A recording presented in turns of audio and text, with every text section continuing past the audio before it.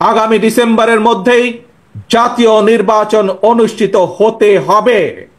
ডিসেম্বরের মধ্যে নির্বাচন হতে হবে। আপনি ডেট যদি না দিতে পারেন আমরা একটু অপেক্ষা করবো, তাহলে আমরা ডেট দিয়ে দেব। ডিসেম্বরের মধ্যে নির্বাচন করতে হবে, ডিসেম্বরের মধ্যে নির্বাচন দিতে হবে।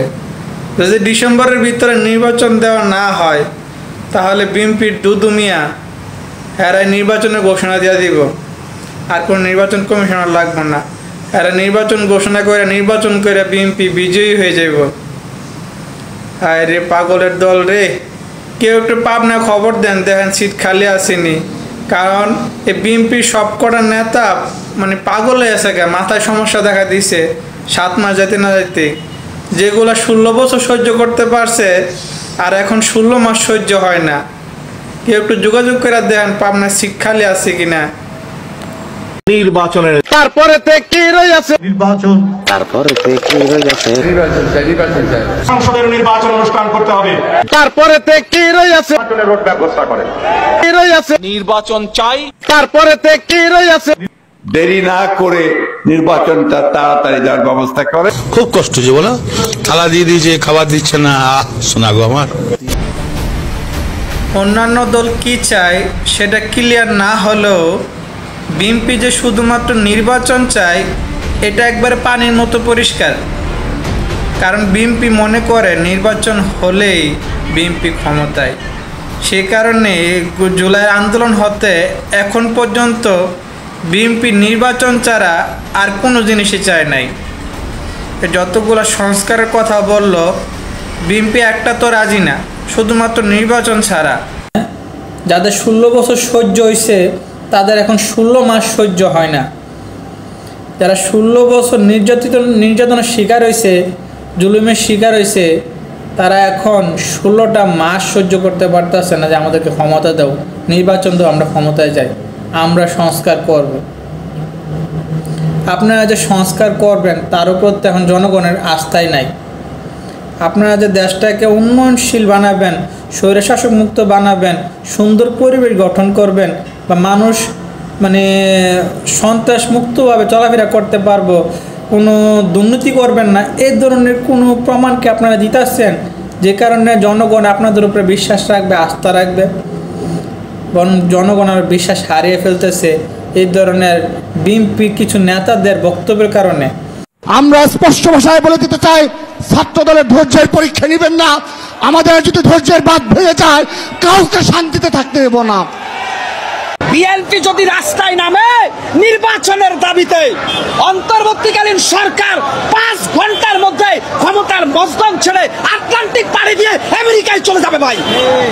অতএব যারা দেশপ্রেমিক জনতা তারা এই আন্দোলনে অংশগ্রহণ করেছে নির্বাচিত সরকার দেখার জন্য, ফ্যাসিস্ট দেখার জন্য নয়। বা এখনই নির্বাচন দিতে হবে বা প্রস্তাব করে দেশ ভাসিয়ে দেবে, এগুলো কোনো কথা? যদি বিএনপির লোকরা প্রস্তাব করে একমাত্র, তাহলে প্রস্তাবের তোরে ভেসে বঙ্গোপসাগরে গিয়ে পড়বে। এই ধরনের পাগল ছাগলের কথা বলার কারণে কিন্তু জনগণের মন থেকে আওয়ামী লীগ উঠে গেছিল। আওয়ামী লীগের বিরুদ্ধে যে যুদ্ধ ঘোষণা করছে সারা বাংলাদেশের মানুষ, শুধু এই ধরনের বক্তব্য আর মানুষকে মানুষ না মনে করার কারণে।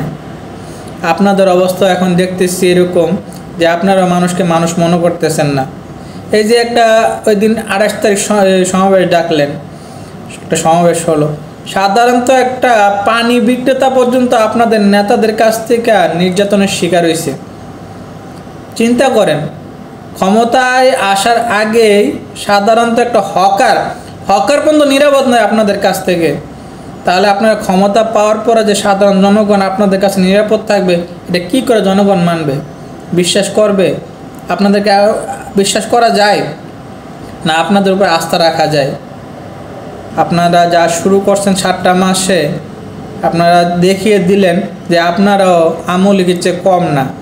আপনারাও আসলে ক্ষমতায় আসলে আওয়ামী লীগের মতো স্বৈর শাসন শুরু করবেন, হয়তো 20 বছর 30 বছর থাকার জন্য চিন্তা ভাবনা করবেন। কিন্তু আপনাদেরকে এখন 7 মাসে মানুষের আর জনগণ এখন আর আপনাদেরকে চায় না। 7 মাসে জনগণের মন থেকে আপনারা উঠে গেছেন গা। চিন্তা করুন কি ধরনের ব্যবহার করছেন জনগণের সাথে।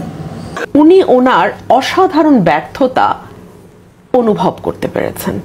উনি যে গত 9 মাসে কোনো একটা ক্ষেত্রে সফল হয়েছেন বা কোনো একটা ক্ষেত্রে ইতিবাচক কিছু ঘটেছে এমনটি দেখাতে পারবেন এমন একটি কার্ডও ওনার হাতে নাই। তিনি বলেছেন যে তিনি কোনো কিছু দেখতে পান না পজিটিভ হচ্ছে, যে কি হচ্ছে এটা কি, কোথায় কি হচ্ছে। উনি কি দেখতে পান নাই যে 21 আগস্টের মামলায় কি হয়েছে? উনি দেখতে পান নাই 10 ট্রাক মামলায় কি হয়েছে? উনি দেখতে পান নাই বেগম জিয়ার মামলা কিভাবে সুপ্রিম কোর্টে নিষ্পত্তি হয়েছে? উনি দেখতে পান নাই বেগম জিয়ার প্রথম দিন বেগম জিয়া সম্পর্কে কি সিদ্ধান্ত নেওয়া হয়েছে? উনি দেখতে পাচ্ছেন না বেগম জিয়া বিদেশে চিকিৎসা নিতে যাচ্ছেন আসতেছেন? কি কারণে হয়েছে এগুলা? Who did this? উনি দেখতে পাচ্ছেন না এদেশের রিজার্ভে কি হয়েছে? উনি তাও দেখতে পাচ্ছেন না যে বিদেশে যে পাচারকৃত সম্পদ জব্দ হচ্ছে। উনি এটাও দেখতে পাচ্ছেন না যে বাংলাদেশের সিলেটে সরাসরি ওখান থেকে এখন রপ্তানি হচ্ছে, সরাসরি সিলেট থেকে রপ্তানি হচ্ছে, চিটাগাং থেকে শুরু হতে যাচ্ছে। এবং এই যে ইনস্টিটিউশনাল রিফর্ম কমিশনগুলো রিপোর্ট আসছে, ঐকমত্যের আলোচনা হচ্ছে, সকল দল সেখানে যাচ্ছে।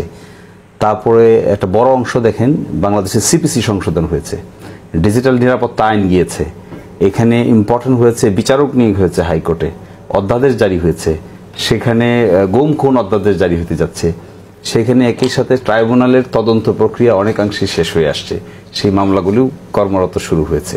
তাহলে এগুলোকে যদি আমরা কাজ মনে না করি, ওয়ার্ক মনে না করি, তাহলে ওয়ার্কটা কি হবে?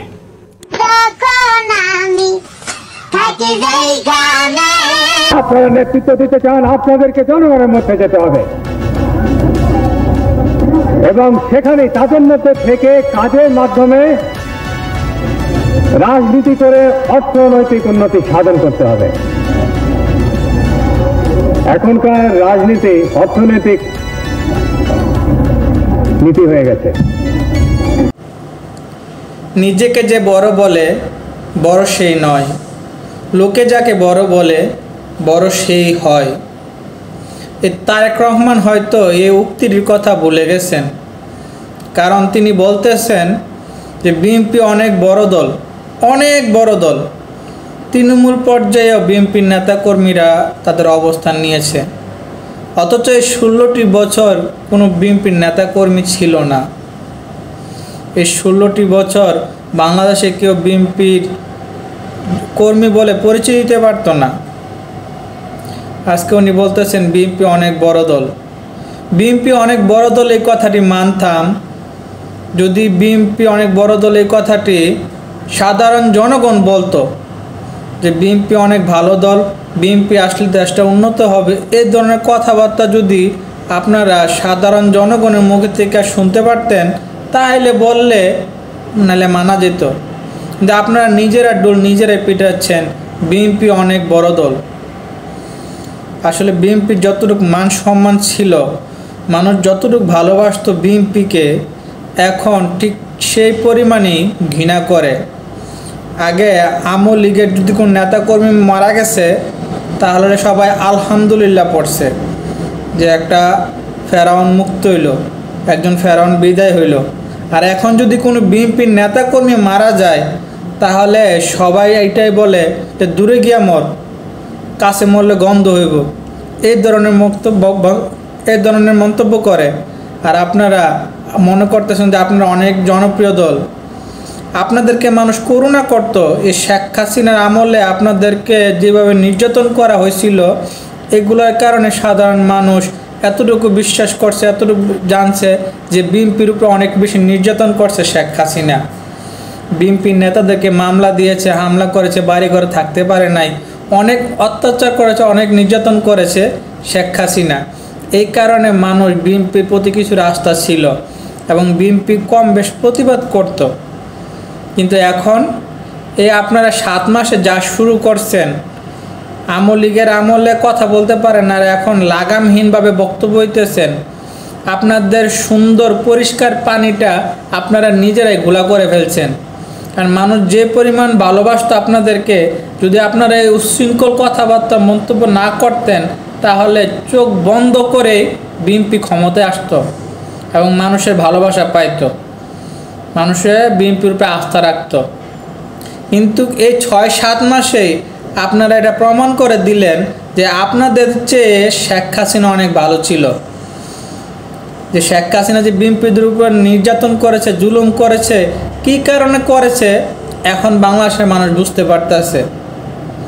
কারণ আপনারা যে ধরনের পরিস্থিতি করতেছেন, সাধারণত একটা মেয়রের নিয়ে ইশাক হোসেনকে নিয়ে পুরো ঢাকা শহর অচল করে দিয়েছেন, উচ্ছৃঙ্খল করছেন। মাত্র 7 দিন বা 10 দিন মেয়াদ থাকতো যদি মেয়র হতো, তাহলে আপনারা একটা মেয়রের জন্য এত কিছু করলেন, দেশটা অচল করে দিলেন। আপনারা যদি ক্ষমতা পান, সারা বাংলাদেশের ক্ষমতাটা যদি আপনারা পান, তাহলে বাংলাদেশটার কী অবস্থা হবে? আপনারা আবার স্বৈরশাসকতা শুরু করবেন। কারণ মানুষের মনে এখন এটাই ধারণা হইতেছে যে ঠিক আছে, বিএনপি যা শুরু করছে ক্ষমতায় আসার আগে, আর ক্ষমতায় আসলে দেশটার কি হবে। বিএনপির প্রতিজ্ঞা দেশের মানুষের কাছে, আসুন আমাকে ভোট দিতে হবে এমন কোনো কথা নেই। আপনার ভোট আপনিই দিবেন, যাকে ইচ্ছা আপনিই দিবেন। আমার ভোট আমি দেব, যাকে খুশি তাকে দেব, এটা কিন্তু পরিবর্তন করতে চাই। আমার ভোট আমি দেব, বিএনপিকে দেব। কয় কি কি বলছি? বিএনপিকে দেব। আমার ভোট আমি দিব, ধানের শীষকে দেব। আমার ভোট আমি দেব, কামরুদাকে দেব। বিএনপি যদি বেশি বাড়াবাড়ি করে, বেশি বাড়াবাড়ি করলে আবার জেলে পাঠিয়ে দেবো, কোনো চিন্তা নেই।